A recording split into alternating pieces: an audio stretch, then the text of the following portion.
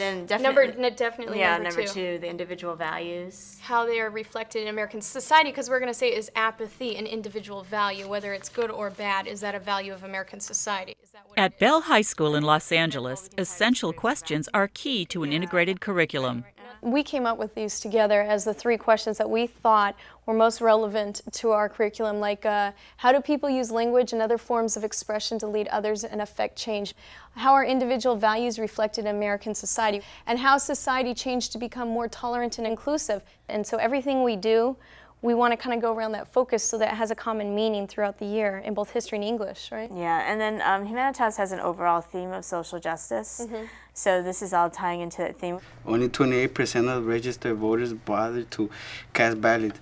Tens of thousands of others couldn't even bother to register. And I have an article right here. I don't know if you guys are interested to look at it. Want to pass it down? Research shows that smaller schools offer greater opportunities for personal connection. What do you believe, Jonathan? There are 5,000 students here at Bell High School. Classrooms and teacher teams are spread over a huge campus. But within the school's small Humanitas Academy, teacher teams are building intentional relationships. Teacher to teacher, And we came up with a couple opening questions thinking like, what is apathy? teacher to student, Are these your talking points? and student to student.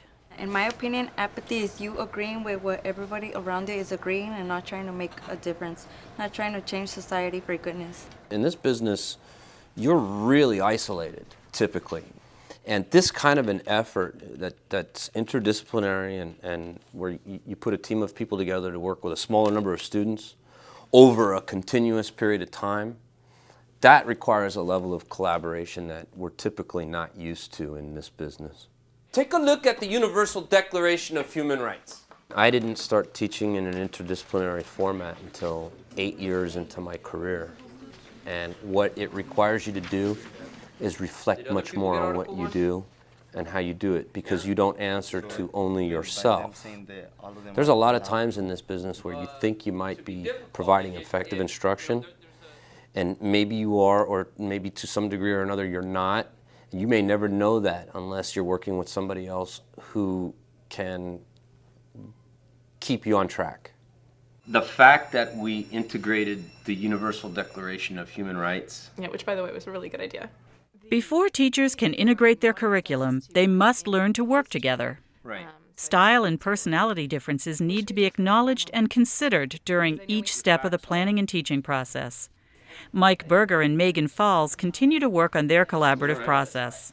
Figure out at least one character that did something that you think that action is questionable. Some people might think it's ethical, some people would disagree with that, and be ready to share with the group.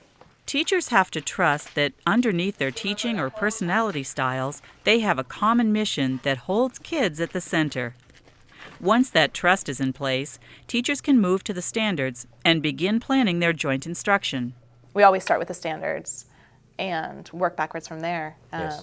And so we're looking at both of our standards, the government econ standards and the ELA standards for California. Something that might come up is we were talking about whether human rights are objective and anybody can come up with these human rights, or whether it's a subjective idea. They came up with the fact that it's subjective. And so I said, well, okay, you have this document, it's a Universal Declaration of Human Rights. What are those people at the UN? Is that the right group of people to create something like this? And I just put that in their mind, so that might come up in the class later on. That's good. I'm glad you did. Megan and Mike have developed an integrated plan that has allowed for a deeper, more authentic exploration of the content with their students. Somebody used a word that I liked. Valerie said, what'd you say, Val?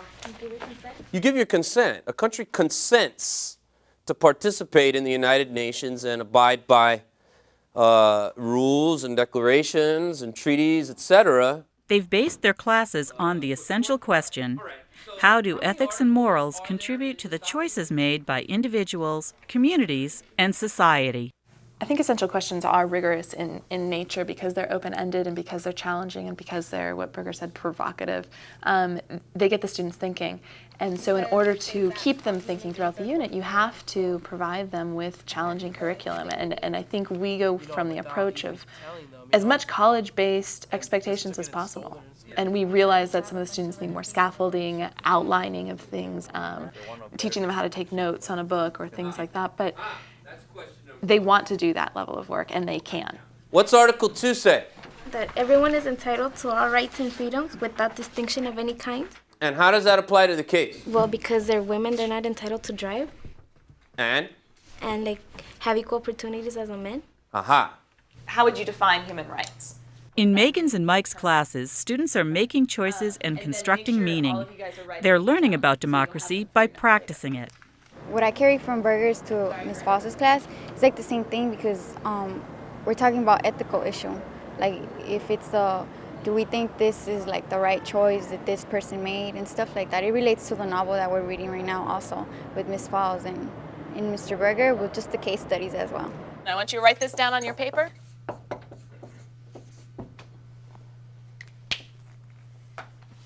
Which came first, human rights or ethics? And what I want you to do in your group, and there's a couple steps to this. One, I want you to define, and I know Berger introduced you in the other class, in the government class at Econ, about human rights yesterday. Both teachers are explicit about their integrated planning and teaching. They don't leave it up to the students to make the connection. We're very, in the beginning, straightforward about the fact that what happens in your English class is directly relevant to what happens in your social studies class. We make it a point to ask reinforcing questions or recap questions that concern what happened in the other class that day or the day before. They're getting provoked by the emotional charge of the fact that this is an impoverished people that are having their rights, abused, etc. For students, the connection between the teachers is as important as the one between classes.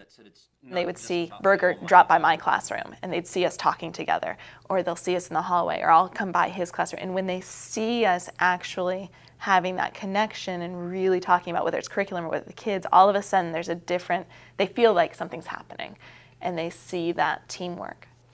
You can't underestimate the reaction that you get from students when they see people in a real purposeful way taking them and their educational experience seriously.